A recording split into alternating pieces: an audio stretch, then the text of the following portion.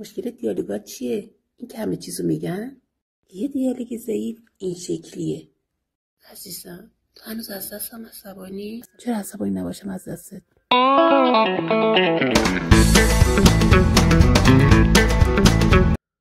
میتونی این کارو نکنی، به جاش نشون بدی. چجوری؟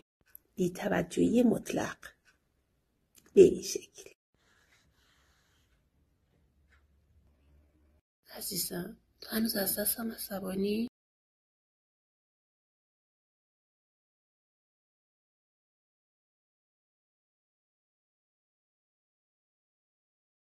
شخصیت حرف نزنه، بذار با کاری که انجام نمیده یا مکسی که میکنه نشون بده. حالا نوبت توه. برای دنبال کردن رمانم اینستاگرام مراجعه کن و سایپ کن و منتظر قسمت بعدی باش.